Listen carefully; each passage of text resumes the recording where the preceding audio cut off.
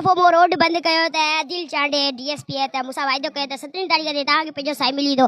जॾहिं असां कोर्ट ते वियासीं त चईं डीएसपी मटिजी आहे, एसपी मटिजी आहे, हाणे असां छा कयूं। हाणे ॿियो दफ़ो वरी असां इहो रोड बंदि कयो आहे त असांखे शौक़ु न आहे त की हिन ग़रीबनि खे न असां परेशान कयूं। असां इहो मजबूरीअ में असां इहो क़दम खयो आहे। मुंहिंजे साईं खे जल्दी सां जल्द अदालत में पेश कयो वञे। अगरि वरी ॾिसो इहो डीएसपी वरी वियो न ॿियनि खे वठी आया अथसि पंहिंजे साईं, इहा सॼी त रियासत इहा त असां सां गेम था खेॾनि न। छा इहा तव्हांखे ख़बर न आहे? छा त मूंखे ख़बर न आहे त इहा इहा साईं शागिर्दाणी सां हिकु इन्हनि जे माइटनि सां सॼी गेम थी खेॾी वञे। मुंहिंजो साईं आहे मूंखे सबक़ु पढ़ाईंदो आहे, 30 रोज़ा रखण वारो, नमाज़ पढ़ण वारो, इतिकाफ़ में विहण वारो।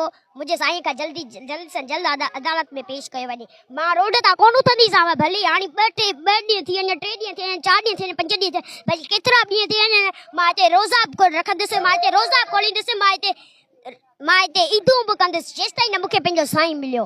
ऐं मुंहिंजे साईं खे कुझु बि थियो न हुनजी रियासत पाण ज़िम्मेदार। भला तव्हांखे पंहिंजी नियाणियूं न आहिनि, मां हेॾी अपीलूं थी कयां त पोइ मुंहिंजो केर ई नथो ॿुधे। आख़िरी इहा कहिड़ी रियासत आहे? थोरी मुंहिंजी ॿुधो न। इहे जेके लुलियूं लंगड़ियूं अदालत जन खे ताला हणी हेॾा चो था मूंसां इंसाफ़ कयो न, त मूंखे पंहिंजो साईं खपे न। शागिर्दाणी पंहिंजे साईं लाइ केॾो तड़पे भई, उहा तव्हांखे बि ख़बर आहे न। मुंहिंजे साईं जल्दी सां जल्द अदालत में पेश कयो। अगरि मुंहिंजे साईं खे कुझु बि थियो न हुनजी रियासत पाण ज़िम्मेदार अथव।